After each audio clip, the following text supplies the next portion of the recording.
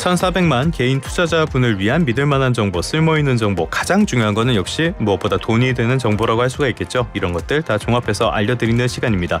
생생주식연구소 시간이고요. 오늘은 생생경제 보석, 신한금융투자의 이선엽 이사님과 함께하겠습니다. 이사님 나와 계십니까? 네, 안녕하십니까? 예, 안녕하십니까? 조금 전에도 전해드린 소식인데요. 특징주부터 하나 짚어보겠습니다. 대한항공, 아시아나항공 합병 작업이 사실상 마무리 단계라고 봐야 되는데요. 이쪽 주가는 어떻게 반응하고 있습니까? 전체적으로 주가 반응은 그렇게 크지 않다라고 보여지는데요. 예. 우선 이게 오랫동안 진행된 사항이었고, 만약에 이제 아직까지는 100% 합병 기준이 난 건 아니죠. 일단 미국에서 이제 합병에 대한 어떤 승인이 있어야 되는 건데요.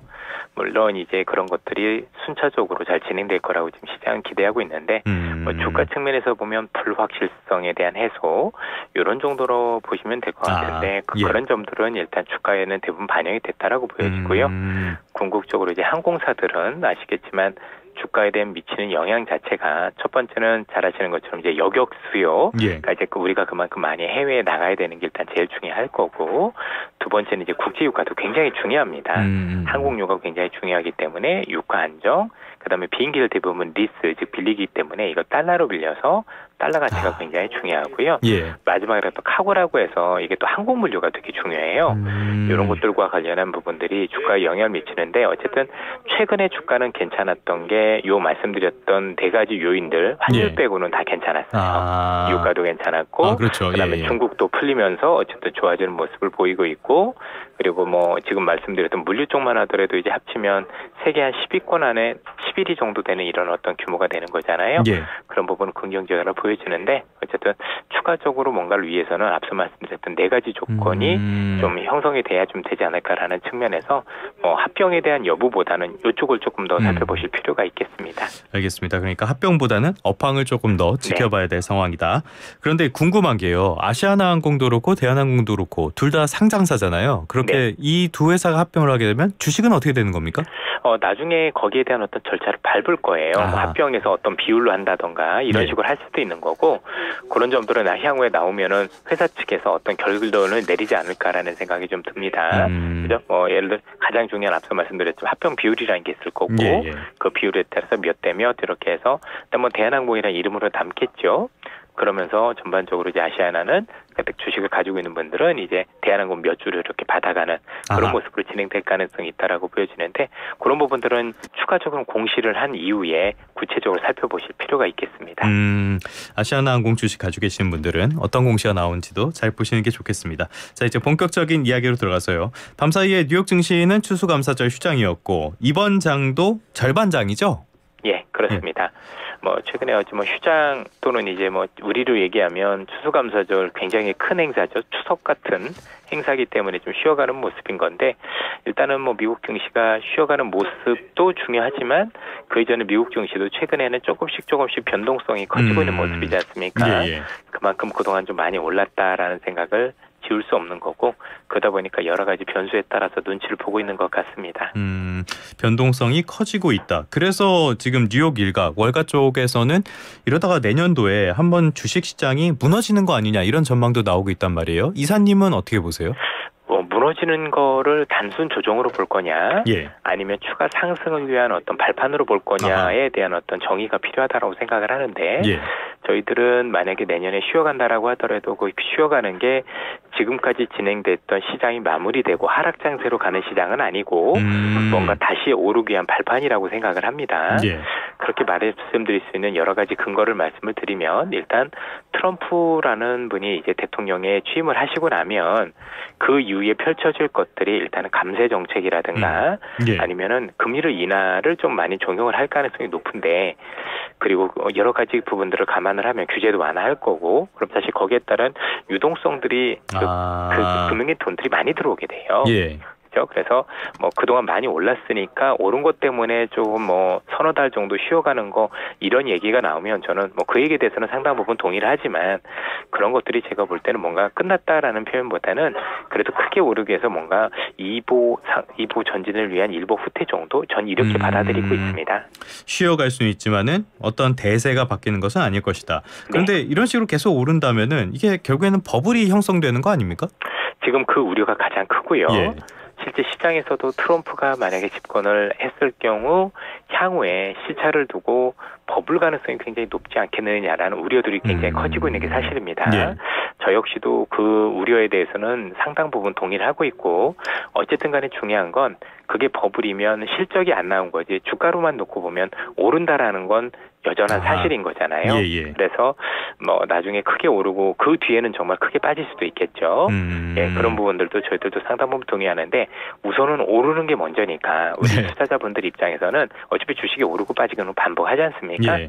그러면 나중에 많이 빠질 거다도 중요하지만 그 이전에 많이 올라야 많이 빠지는구나라는 점에서 일단 버블이 오면은 거기에 대해서도 제가 볼 때는 대비를 할 필요가 있는 게 아닌가 싶습니다. 현명하게 타이밍을 좀 가늠을 해봐야 되겠네요. 그런데 지금 트럼프의 관세 폭탄 발언 여기에 대해서 뉴욕 증시는 그렇게 좀 무덤덤한 것 같아요. 뭐 많이 겪어봐서 그런지 안전 불감증인지 모르겠는데 그런데 반대쪽으로 반도체 쪽에 대한 우려는 커지는 것 같아요. 이사님은 어떻게 보십니까?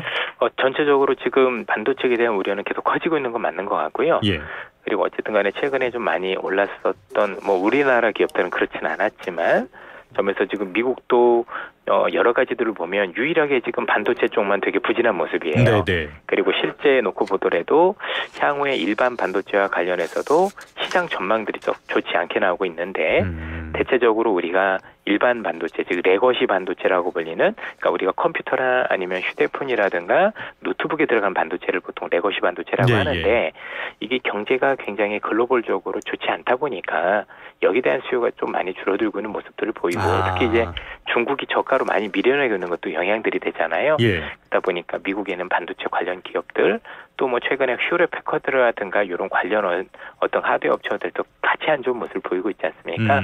그런 측면에서 놓고 보면 AI와 관련된 HBM이라는 반도체를 제외하고는 대부분 부진한 모습을 보이고 있고 한국 시장에 대한 영향 거기다 또 앞서 말씀하신 반도체 관련 칩스법 요거에서 보조금을 덜 줄 수 있다는 우려까지 합쳐지면서 전체적으로는 다른 업종에 비해서는 조금 더 안 좋은 것 같습니다. 칩스법까지 영향을 미치고 있다. 하기는 따지고 보면 경기가 안 좋은데 굳이 지금 컴퓨터 새로 사고 뭐 서버 구축하고 이럴 일은 없을 것 같긴 합니다.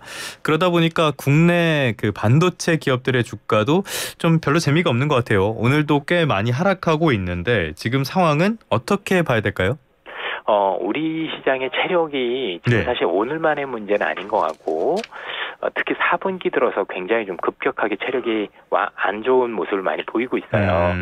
우선 아시겠지만 그 트럼프라는 분이 당선되면서 우리 경제에 미치는 영향이 조금 더 안 좋은 것들도 영향이 있죠. 예를 들어서 무슨 바이든 때 올랐었던 업종이 지금 트럼프가 들어오면서 부정적 영향을 많이 받고 있지 않습니까? 네네. 일단 그런 측면도 일단 영향이 있다라고 보여지고 또 일전에도 말씀드렸지만 AI라는 게 지금 미국 시장을 움직이는 원동력인데 한국 관련 기업은 AI 관련 기업이 거의 없다라는 점도 안타까움이라 볼 수가 있을 것 같고요. 한국은 또 이제 경제 구조로 놓고 보면 굉장히 중국에 많이 수출 비중이 여전히 적지 않은 아직도 비중이 제일 큽니다. 그런데 중국 경제도 어렵다 보니까 거기에 따른 영향도 있고 오죽했으면 어제 한국은행에서 금리를 내렸겠습니까? 그러니까요. 대체적으로 한국은행이 금리가 혹시 안 내릴 수도 있지 않을까 우려를 했지만 그럼에도 내렸다라는 얘기는 다른 국가에 비해서 한국 경제가 식어가는 속도가 조금 더 좀 우려스럽지 않나라는 점들을 반영을 한 것 같습니다. 알겠습니다. 한국은행 말씀을 해주셨는데 이 내용은 조금 뒤에 더 짚어보도록 할게요. 시장에 미칠 영향도 한번 봐야 될 것 같은데 자, 삼성전자와 SK하이닉스 이야기 조금만 더 해보겠습니다. 삼성전자 인사 발표가 나왔어요. 이걸 어떤 계기가 될 수 있을까 이런 전망들도 있었는데 일단 이 인사에 대해서 이사님은 좀 어떻게 보셨습니까? 우선 뭐 제가 삼성전자의 임원분들이 어떤 분들인지 또 이제 그 회사를 다녀보지 않았기 때문에 사실 뭐 깊게 삼성전자 인사 때문에 이렇게 뭐 좋습니다, 나쁘다라고 말씀드리는 건 굉장히 조금 제가 볼 때는 하면 안 되는 말씀인 것 같고요. 한 가지는 조금 시장에서 나오는 얘기는 뭔가 기대를 하는 게 하나 있었던 것 같아요. 그건 뭐였냐면 내부 인원 말고 뭔가 TSMC라든가 이런 데서 외부에서 뭔가 혁신적인 인물들을 데리고 와서 뭔가 변화를 깨야 하지 않겠느냐라는 기대들은 있었어요. 네, 뭐 그렇지는 않다라는 정도로만 말씀드릴 수 있을 것 같고, 그래서 시장에서는 뭐 반응들이 잘 모르겠다. 근데 뭐 기존에 있었던 분들이 승진하고 위치만 바뀌었다라면 크게 변한 건 아니지 않겠느냐라는 내용들이 주류를 이루고 있는데, 뭐 향후에 또 뭐 그래도 잘 해보자라고 이렇게 바꾸신 걸 테니까, 예. 뭐 그런 점들은 좀 우리가 지켜보면서 판단해야 되지 않을까 싶습니다. 역시 뭐 실적이라든지 경영 성과로 보여줘야 되는 부분들이니까 네. 이런 부분들 좀 지켜봐야 될 것 같고요. SK하이닉스는 주주 환원 정책을 발표했는데 이게 오히려 주가에는 부정적인 영향을 준 것 같아요. 어떻게 보였습니까? 사실 참 저는 그렇게 생각을 합니다. 예. SK하이닉스나 삼성전자가 참 정말 훌륭한 기업인데 이들 기업은 사실은 주주 환원보다는 진짜 주주 환원은 앞선 기술력이 아닌가 싶어요. 그러니까 뭔가 주주 환원을 크게 하는 기업들은 제가 보기에는 뭔가 기업의 이익을 안정적으로 창출할 수 있는 기업들은 그게 맞는데 예. 우리 이 기업들 같은 경우는 굉장히 경기에 민감하게 움직인단 말이에요. 경기가 좋을 땐 되게 좋을 수도 있지만 안 좋을 땐 또 되게 안 좋을 수도 있는 그런 업종이라면 뭔가 경기가 조금 안 좋을 때 조금 더 투자를 많이 해서 그런 것들을 통해서 와 정말 우리 기업들이 세계적으로 이 앞선 기술력, 남들이 넘을 수 없는 기술력이 있겠구나라는 만들어주는 게 제가 볼 때 조금 더 낫지 않았을까라는 아쉬움이 있고 예. 어쨌든 주주 회원을 했으니까 뭐 주주 입장에서는 좋긴 하지만 그런 돈들을 그렇게 썼으면 하는 어떤 그런 바람은 좀 있습니다. 예. 그러니까 주주 환원도 좋고 자사주 사고 다 좋은데 뭐 좋은 거죠. 그거야. 예. 그런데 기술과 실력으로 결과를 보이는 게 훨씬 더 좋은 일일 것이다. 알겠습니다. 우리 입장에서는 주가 오르는 게 훨씬 더 낫지 않을까요? 그럼요. 뭐 배당보다는 주가가 더 반갑습니다. 아무튼간에 이제 다시 앞서도 말씀드렸던 중요한 내용 짚어보도록 할게요. 한국은행이 기준금리를 인하했는데 이사님은 예상하셨어요? 저는 그럴 가능성이 높다라고 생각을 했던 게 이게 다른 요인보다도 이전에도 한국은행 입장에서는 금리 인하를 하고 싶어는 했었어요. 그래요. 예. 예. 그런데 문제는 이제 최근에 부동산들이 굉장히 들썩이고 그러다 보니까 강남 아파트 가격이 굉장히 많이 올랐잖아요. 예. 그래서 이런 부동산 시장이 혹시 불을 지피는 거 아니냐는 우려들이 있다 보니까 전체적으로 이제 금리 인하를 굉장히 주저했었던 건데 문제는 이제 최근에 이제 은행권에서 또는 금융권에서 대출을 많이 조였지 않습니까? 예.